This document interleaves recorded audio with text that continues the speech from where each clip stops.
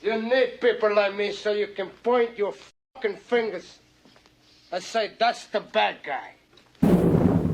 All right, so hey guys, it is that time of the year. We are giving away the 6D custom painted Flying Colors helmet donated by the man, the myth himself, Coach Robb. What's happening? How you doing, buddy? I'm super pumped about today. I've been going back and forth with Bobby. This has been a fun project for him. He sent me several renditions, and artists they see things just ever so slightly, and I love it. He's like, "Hey, give me just a couple hours. Let me think on this," and I love it. Michaela's an artist, and they think completely different than me. I'm like, "Boom, it's done. Let's go." And he's like, "No, no, no, no. Let's not rush this." So I'm super excited. I want to say congratulations. Numbers have been phenomenal, and for the members to be able to get this helmet, I'm going to be very proud to see who gets in it. Yeah, and I can't even tell you how much I appreciate the members. They come in, they let me know they support what I'm doing. They see the the resistance I'm getting, which I cannot believe. It's embarrassing for the powers that be that they're that upset about one guy on YouTube talking about stuff. Shows you that I'm talking about the right things. Absolutely. Well, are you in a position? Are you going to be able to show here live what the helmet looks like? Yep, I will put that on the screen. Very This cool. thing is unbelievable. The Flying Colors, that's who painted it for you, right? Or is going to Yes, paint it? sir. Nope. That's our Bobby does all of our factory lids and our elite team lids, so it's coming directly from the man himself, and couldn't be more proud of the time he's put into it. When you see the quality of this, you'll see why he's our chosen helmet painter. And just so everybody knows, like we pay for our own helmets, so it's not like it's not a I don't know, a lot of these programs that are out there, it's kind of like a piecemeal program. Bobby is like the top of the top out there. So I'm very pumped about this. Yeah, I'm excited. And like I say, it's something that when you talked about, I was like, how do we do this? So what we're going to do is you're going to pick a number between 1 and 112 today. Then Okay. I'm going to count through. I'm going to go backwards. So it's, I'm going to go backwards on the list. So it's not just starting at number one, and we're going to pick somebody. And then what I'm going to do is contact them. They're going to get you their size in 60 helmets. Then you're going to have it custom painted. And guys, please be patient. Artists take their time.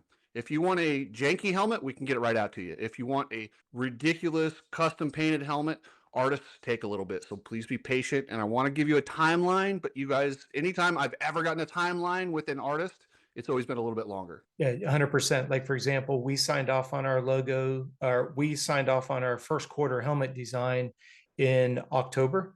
And I've only asked that we would have it in time for Daytona in March, just to give you an idea. Just because it's not like it's mass produced, like this is all stenciled out hand by, one by one by one. I do try to, like with James Jetmar and Jamie Hunkler and Chase Deschelle and Stephen Bynum, our factory riders. I do try to get all the helmets to him so that he can, maybe prep them and all. But you're exactly right. I would say at the earliest, it'd probably be, after Daytona is when you'll see this helmet. But it's very important because CRS is buying the helmet from 6D. They're helping us out with making sure that the helmet is actually available, which we certainly appreciate because they sponsor our team. We're going to purchase the helmet. We'll get, like you said, Chris, we'll get the size. We'll get it shipped directly from 6D directly to Bobby over at Flying Colors. And he'll start doing his magic on it. And then it'll be direct shipped to you, whoever we select. Okay, and Coach, I want to congratulate you, man. I've watched your program grow, and I see your gear, your helmets, man, and I love it when I see the CRS stuff out there. And I know it's funny when I see the helmet, I go, okay, well that guy must be working out. They must be in really good shape. And I wonder if some of your riders, when they get to the track, and does it intimidate people when they see the CRS logo because they know this guy's doing the work at home? Well, we certainly hope so because thanks to Bobby, nobody can buy these helmets. The only people that have these helmets are our factory team riders and our elite team riders. So yes, sir, you're exactly right. Nobody can buy them off the shelf. I'm sure they could try to emulate them, but no one's going to do the kind of work that Bobby does. So you're exactly right. We really have tried to get behind identifying who our riders are. I've got a special announcement I'll share with you and your listeners here. Probably within the next 2 to 3 weeks, we've got to get the contract to dry. But it's going to be a cool deal. It's our first pro deal that we're doing specifically with our energy fuel lid, and it's going to be a lot of fun. It's a cool design, but it's going to be something that we're going to be announcing and promoting in a very aggressive manner. But yeah, whoever gets this, you're only one of 6 people who would have a CRS helmet currently out at the track. Wow. So this is more elite than a Red Bull helmet by far. So, Whew, I hope all that would right, be coach. incredible. No pressure here, but we've got 112 members signed up. And by the way, thank you everybody. The videos have got over 6 million views this year. The first, like 2022, I believe was like 1.5. We doubled, got 3 million in 2023. And in 2024, we doubled again to 6 million. I'm hoping for 12 million next year. The mob keeps growing, and I've kind of I'm focused a lot more on putting out the content. I don't know if you've noticed or not, and I'm going to try and keep leveling up and keep doing things to keep it on the cutting edge and keep bringing people the stories. So, I love it. without further ado, Coach, I'm So putting what? pressure So on you. I'm giving you a number, and then you said you're going to back off a certain amount of numbers. No, what I'm going to do is I'm going to count backwards from when they signed up. Okay. Okay. Should we get creative and flip a coin and then do another number if they don't get the heads, or do you want to just do the number? No, I'm game for anything because I didn't. But just so people know, this is not rehearsed whatsoever. Because like I was asking, one of my questions I was going to ask you is, what did the numbers go up to? And I think you said, how many do you have? 112. Let's do. You know what? I got a better idea, Coach. Here's Okay. what we're going to do. All You're right. going to pick a number. All right. And then I'm going to hit the randomizer between 1 and 112.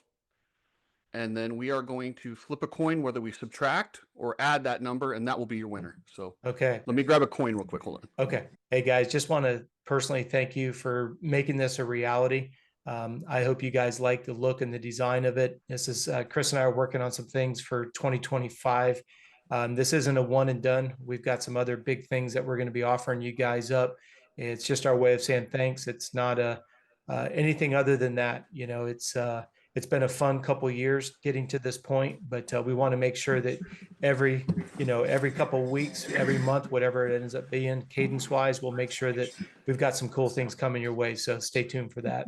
Okay, Coach, pick your number, and then I'm going to do a randomized number, and then we're going to flip a coin to see whether we add them or subtract yours from mine. All right. Can I ask you a question first? Yes. Jorge Prado was 111 when he came last year, right? Yes.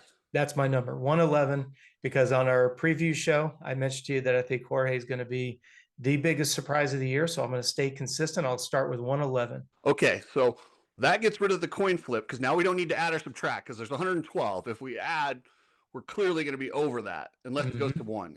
If it's 1, we'll add it. So all right. Let's see here. Here's this, everybody. Can you read that at all, Coach? Yep, sure can. Hey, let me hit generate. And what's our number there? Yeah, I'll have to. We got number 91. So what's 111 minus 91, Coach? 20. Okay, so number 20. Let me go through the members here, count through. So the 20th member gets this. So we got. This is so cool, man. I like the way you're doing it. Okay, we got our winner, Dennis Parker. Congratulations. AKA Heavy D. You're our guy. You win the helmet. And I've talked to Dennis. I know he lives in St. George. And by the way, my brother's a member. And if he won, he was disqualified because he's my brother. That's awesome. Well, yeah, congratulations, Heavy D. Heavy D, you get the helmet, man. That is awesome. So I'm stoked that a diehard member got it, and all the members are diehard. But I've had some good talks with Dennis. So very cool. Can we throw a curveball in this? Sure. Grab a second number, and I just got some new Fist CRS gloves. I've got some new orange and blue ones, and I've got some blue and black. I'll send out a pair of each of those to whoever your second number you come up with on the randomizer. Go. Okay. Let's see.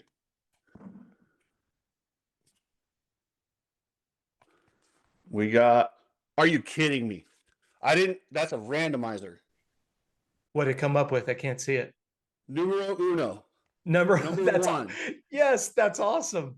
There you go. That was a randomizer. I did not do that. It was. We saw you hit the button. It was pretty clear. Now, this is the very first member, and I was just going to honor him anyway because I appreciate it. The very first person to ever join as a Cooksey Mob member was Cobalt SS 2009. So you get some gloves from Coach Robb.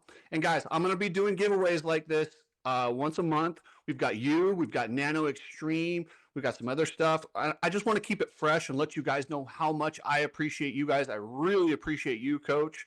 And yeah, we'll keep it fun. So hope everybody has a good New Year. You got any big New Year plans, Coach? Not in regards to like partying and stuff like that.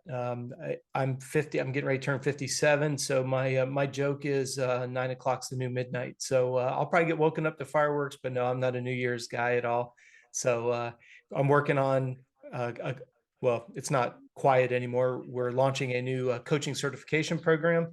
So that's what I'm up to my elbows with that. And I've got some announcements coming, which we'll announce here on your show shortly. And then I just want to pay tribute to some of the people we lost this year. We lost Mhm. Scott Burnworth. We lost Don Stevenson, Denny Stevenson's father. And man, Dave Feeney caught me out of the blue. And I think even on our show, you asked who he was wrenching for. And I'm like, I don't know. I haven't really heard much about him. I was blown away, man. And Yeah. Dave Feeney's a guy in this industry. It's hard to find when you get a guy that everybody has good things to say. I never heard anyone say anything negative about him. So. No, he's good people all the way around. And like I said in my social media post, Andrew Hobson was kind enough to introduce me to him at World Vets. And, I'm not really enamored by anybody's last name. I'm really into someone's character. And I've heard nothing but good things about him through Andrew, and wish I got a chance to spend more time with him, but at least I can say I got to meet the legend. That was cool. Yeah, and then I was going to ask you too, hearing about Burnworth made me think about you. How are you? I know you had some issues. How's your health these days? You solid? Yeah, no, solid as a rock. Top end speed still suffers. I mentioned that to you earlier in the year, and it's still, it's still a work in progress. But no, I can't complain whatsoever. It's just, I'm just thankful to be here. Sometimes I stop and think about how close it came, and it seems surreal at so many different levels. So I'm thankful to be here at so many, not to be redundant, at so many different levels for a lot of different reasons. So I'm very excited about the future. That's for sure. Yeah, and that's the Scott Burnworth one really blew me away because I mean he was in good shape. He Yeah. rode all the time. He was always at the track. I mean he wasn't heavy. I mean it just really was out of the blue, man. Yeah, well, like on the in our endurance division, a lot of guys that were really dominant in the late 80s, early 90s are having all kinds of heart issues because of the high anaerobic, high threshold type of workouts. And that's not, my opinion. I'm not a big fan of high intensity interval training, but it's interesting to see the fallout on the endurance side for the guys, because back then we could legitimately say we didn't know better. Now there's a lot of evidence, and still there's people that don't. I want to be very careful because of the whole vaccination thing. People are like, follow the science. The vaccination was being pushed without the science. I'm saying clinical studies, research, real human beings, 40 years of research showing the negative side effects of high oxidative stress and stuff. So, like I say, I don't know. I haven't read the medical report on Scott. I don't even know what happened other than a heart attack. But, he grew up in that same era that we're talking about with these badass triathletes and runners that are really having a lot of heart issues. And unfortunately, it got Scott, which sucks. Can I ask you this? Because I was wondering about that. I'm hitting that same zone too, where I'm like, man, what should I do more low intensity, long training and chill out on the intervals stuff? What would you recommend for somebody as they age? Well, you just hit the nail on the head. This is where you get into aging, right? Because there's a ton of clinical research that shows, if you lift heavy, it's going to produce more testosterone, obviously increases bone density. And you need to do some pickups here and there to kind of keep the ticker moving. But I always go back to the idea that unfortunately, a lot of our listeners are already stressed to the gills, young families, developing families, working, dealing with health issues, because we've been broken a lot of times riding. So it's kind of a catch 22. I can sit here, I can move my camera and show you my library. I've got 5,000 books in my library. I can show you the clinical that yes, you should lift heavy and you should do explosive work occasionally. But what people tend to forget is you need to come in a good state of health, i.e., rested, fed, and hydrated, so your body could take on that. It's like you and I've talked about before. If your hour meter has 100 hours on it, dynoing it with HP development with Derek Harris is only going to validate that the bike's tired. So I don't want to have somebody go out and do those high intensity interval or lift heavy and end up tearing a muscle, tearing a ligament, or overloading the cardio system because they're stressed out in every other element of their life. So that's what makes it a double-edged sword. It's not like, oh, the textbook says this, so do it.